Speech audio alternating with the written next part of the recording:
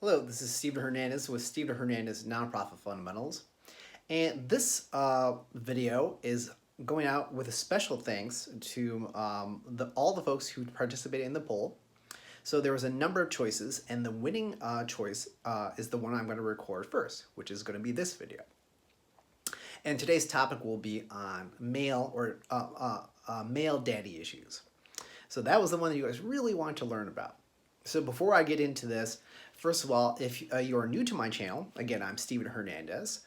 Here on this channel, I talk about nonprofit stuff. I talk about marriage and relationship stuff. So welcome. I'm glad you're here. If you haven't already done so, please click on the subscribe button so you can get get all my updates. If you really want to get all the updates, click on the little bell, and that'll tell you when I add more content. And I'm trying to do more content at least once a month, if not sooner than that. So today's topic is going to be about male daddy issues. And again, we'll try to have like a teaser there. Like, well, what does that mean? So I'm going to preface this video by saying all this is going to be based on my 10 plus years as a marriage and relationship educator. I want to preface that further by saying I am not a therapist, and nor do I play one on TV or in the movies. As a marriage and relationship educator, I am trained in a number of nationally recognized marriage and relationship programs that primarily deal with communications and conflict resolution. Because of that, a number of years ago, when I worked for a marriage and relationship organization in a rural county in Michigan, which is where I'm from, I had an opportunity to go to participate as part of the a drug rehabilitation and abatement program, which was called the RDAP program at a federal prison. And so the folks that I am going to talk about first in this first part of the video were all nonviolent offenders, but many of them had been in and out of the drug trade for a number of years. In addition to that, all the men had been in 6 to 8 weeks of group therapy before myself and my coworker had arrived. So in many ways, this group of people were the most brutally honest in terms of their foibles, their mistakes, their issues, than many of the other quote unquote, like citizen or normal, if you will, clients that I've had who tend to waste a lot of everyone's time not being honest with themselves about what was going on. Now, one of the things that we observed, my coworker and I, when we first started to go to this prison, was also just an odd side note that the prison guards and the therapists who worked with us, they were very proud of the prison and who was there. So they would put like, oh, so, like that's Steven, he did this, or that's Dave, he did this. So it was odd that they have they're like celebrity inmates. So just a weird aside there. But anyways, as we're getting the tour, they would point out people, and they were like, "Oh, that's Steven. He's a 8 and 6, or that's Corey. He's a 12 and 9.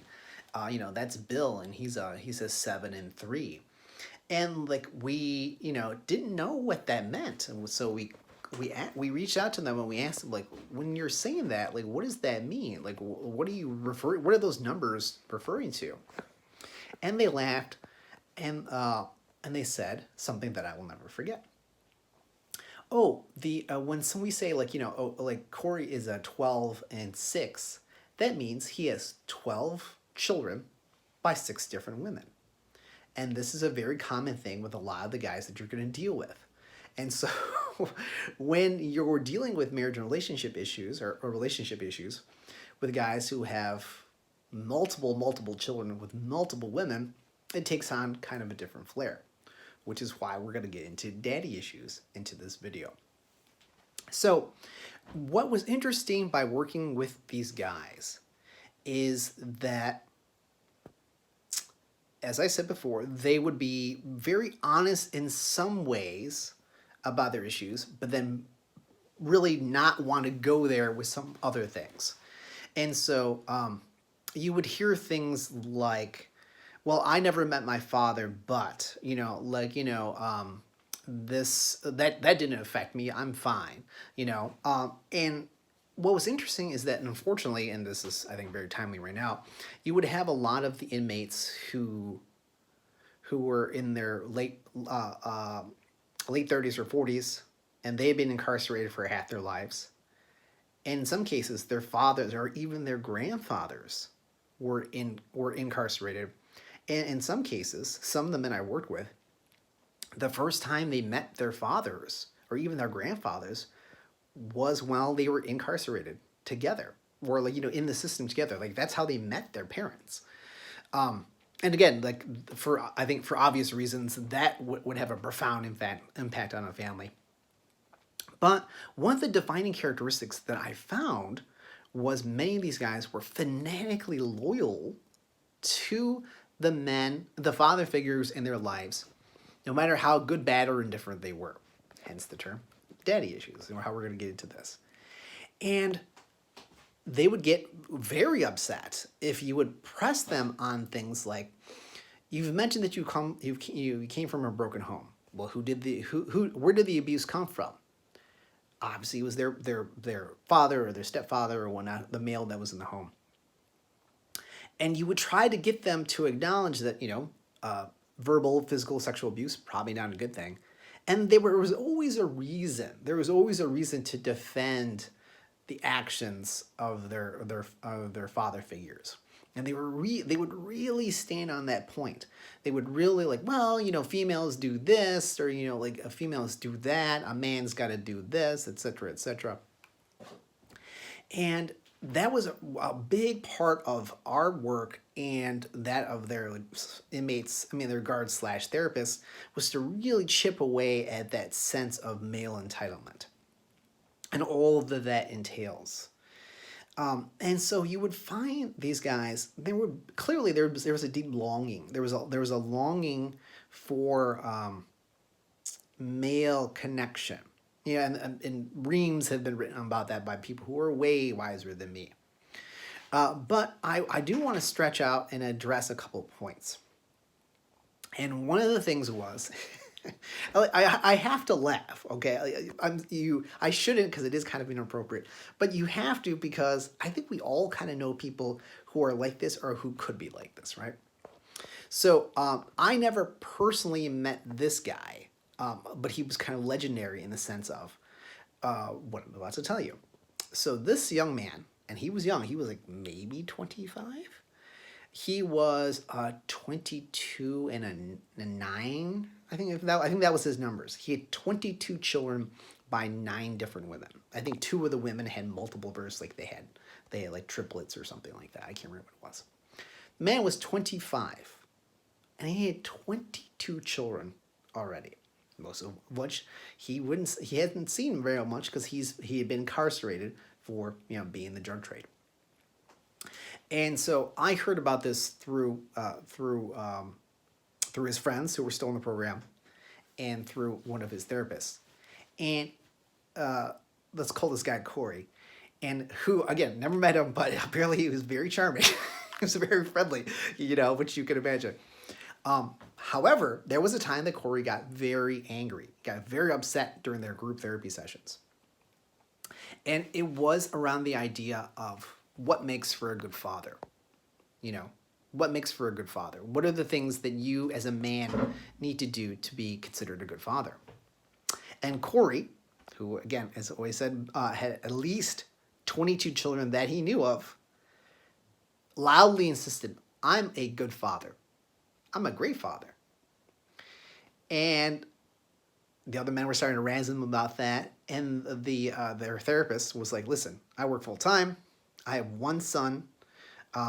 I struggle to feel that I'm doing as good of a job as I possibly can as a dad. You have 22 children. You are incarcerated. They don't see you. How are you possibly a good father? And Corey got hot. He got really mad about this. And he kept insisting, I'm a good father. I'm a better father than my father was. And they kept pushing him and pushing him. Like, what do you mean? Like back it up. Like say that. Like explain how you possibly are a good father. And Corey said, my children know my name. They know my face. If they saw me, they would know who I am. And that gave the room pause. So let's break that down for a second. As those of you who have said this before, so this is not original to me, but the bar is on the floor, all right? But for Corey, the fact that all of 22 children that he had, that he knew of, knew his name and knew his face, meant they were light years ahead of where he was, because he didn't know his father. He didn't know his father's name. He couldn't. If someone put him in front of them and said, "This is your father," he wouldn't have known that. What was so strange, though, is that he honored this idea of fatherhood, this idea of who his father could have been. And there were so many reasons, why his father wasn't around or whatnot. And it was bizarre to hear him defend someone who was never around, but lash out at the mistakes that his mother had made, raising him. But he himself never knew his father, but was fanatically loyal to him. And so the conversation continued, and his therapist was like, name all your kids right now. Say all their names. And I don't think Corey can name all 22 at a stretch, because I think he had 2 or something like that. They had just arrived, so he wasn't quite that familiar with them. But think about that. He had 22 children by 9 different women. And he was adamant that he was a great father.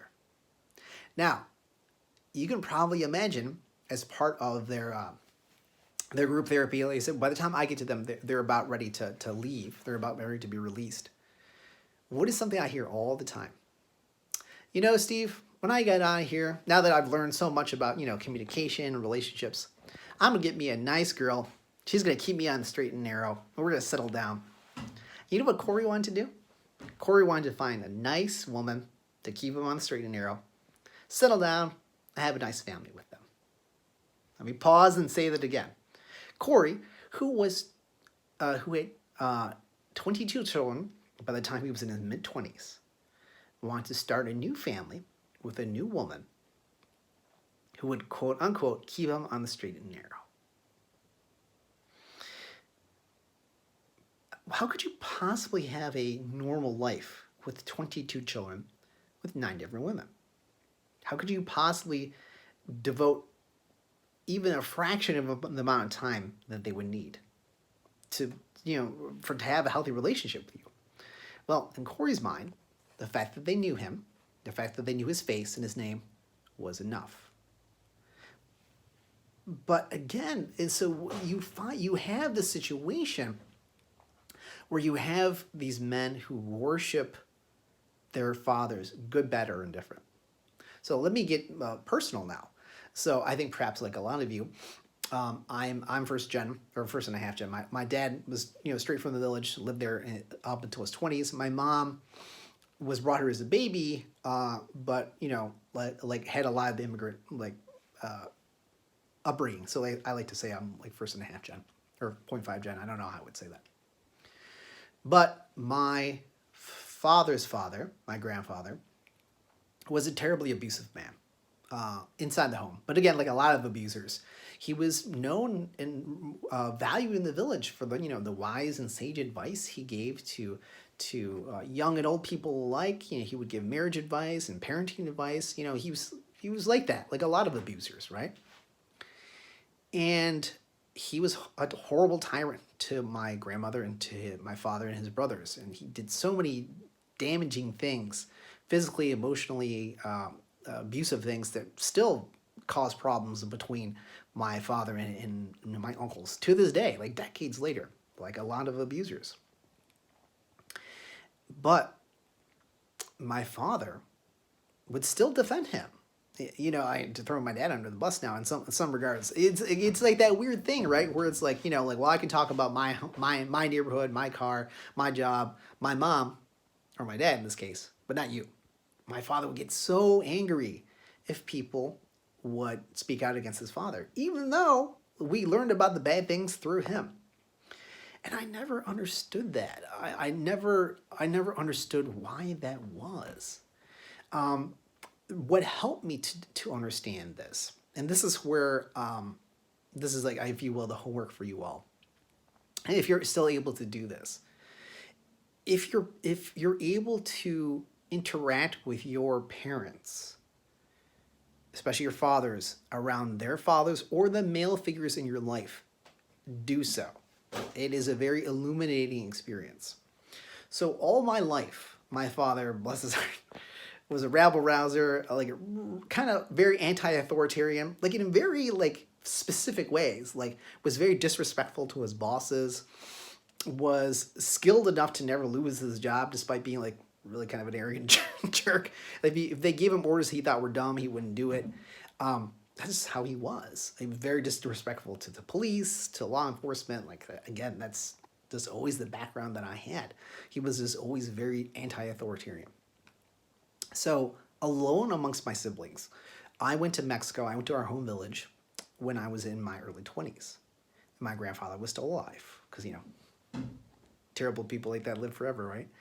And it was, I cannot describe how jarring it was to see my father, who was always so proud and was always so, very sure of himself, who would barely hide the scorn that he would have for like judges or cops or, anything like that in his voice. Like it was something he struggled to control. But around his father, it was yes, sir, no, sir, please, and thank you. And that was very strange to me. It was striking to see the deference that my father had for this person who had caused so much pain in his life, and still really kind of to this day in terms of conflict with his brothers. And it made me think, now, whenever I think about it now, it's the same thing. I think of like Corey or all the other guys I worked with in the prison, or other men as well, who have been wounded emotionally, mentally, sexually, what have you, physically, by their male role models, that in some ways it crystallizes this like image of them on a pedestal in a way that it does not seem to for women. Again, this is where I need you all to comment. This has just been my personal experience and professional experience that I have seen. That my father still strove for the respect and admiration of his father, despite all the bad things that he had done. And he was aware of that. Like he was able to intellectualize that, but still it was like, yes, sir, no, sir. And in a way that the level of respect he gave for him was never something he offered to anyone else, ever, ever. And I have to believe it's because of the abuse that he suffered, that longing that he had for connection and love for his father was something that he always wanted. And I know he never got the closure that he wanted. I think like a lot of our parents, right? Like a lot of our fathers, like they don't have the vocabulary to say things like, my father hurt me and he was imperfect, but I still love him. Somehow that morphs into, I can't talk about the bad things that he did. I can only talk about like the good that he did, or I don't want to talk about him at all, and I'll punch you in the face if you say anything bad about my father, which is obviously super unhealthy. And I'm going to kind of end it with that. This is a long conversation that I think we all need to have.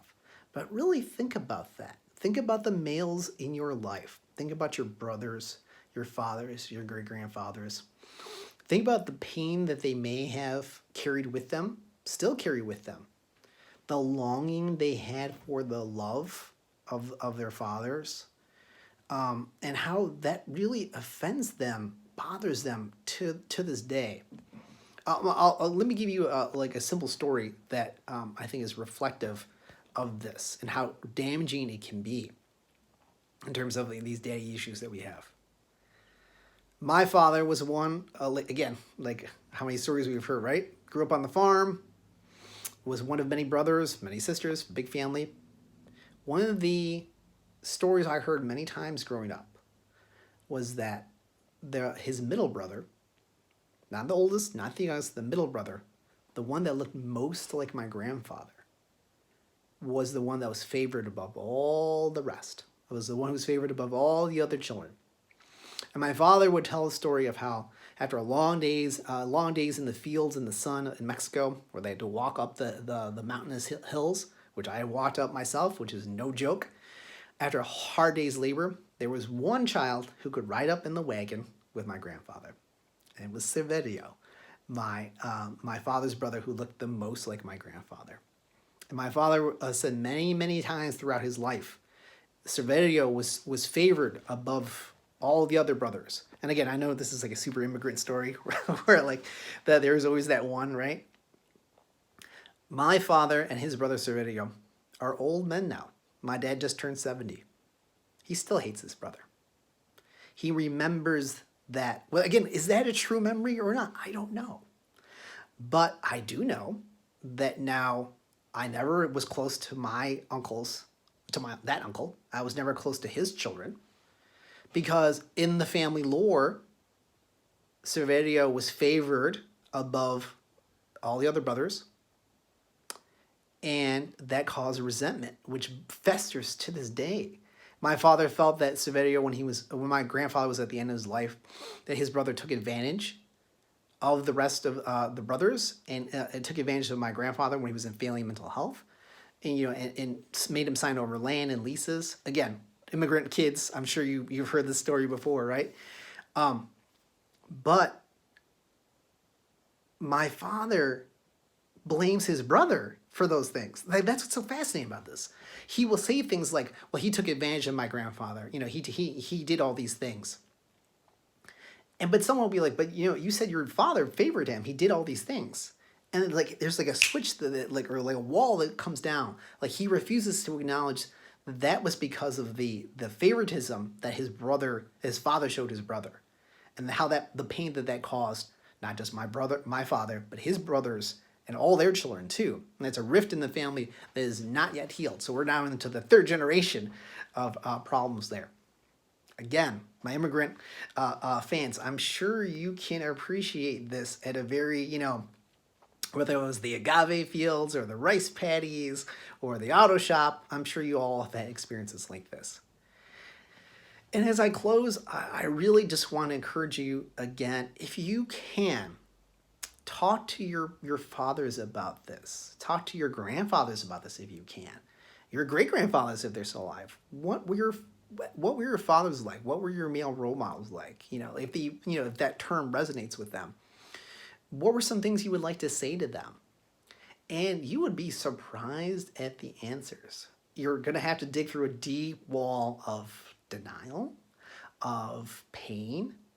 And I think in some ways, and I'll end with this, and this is something that caused my parents so much conflict, and like it's something I think she could never understand, though she did the same thing with her own grandfather, is that I think for so many people who have experienced abuse or abandonment or both, it's easier to put the person who's hurt you on a pedestal and make them seem so high above you that it's easier for you to blame yourself for what happened. There must have been something wrong with, I must have done something wrong. I was not a good son, or, I screwed up or whatnot. Because why else would they love me? Why else would they treat someone better than me or hurt me? And that is so sad and so tragic. But I think that really is the root of many, many, many of the male daddy issues that I see. And it comes out in so many awful, dangerous, and bad ways, and of misogyny and anti-feminism. But it's, I think, often because there's this almost self-hatred for themselves and this over-idolization of these male figures that they feel like they could never really measure up with. That's my 2 cents. That's my story. I hope you all who voted on this found this of interest. Again, especially for folks who have experienced this before in your own families, please comment below. Would love to hear how this is played out in your own families. What other male daddy issues have you seen? Again, this is Steven Hernandez. If you haven't already subscribed, please do so. And click on that button to get more notifications. Connect with me on Instagram at Steven Hernandez 875. Again, hit that subscribe button. Let me know what other videos you would like. And I really, truly appreciate so much that you all have watched this video here with me. Thank you, and take care.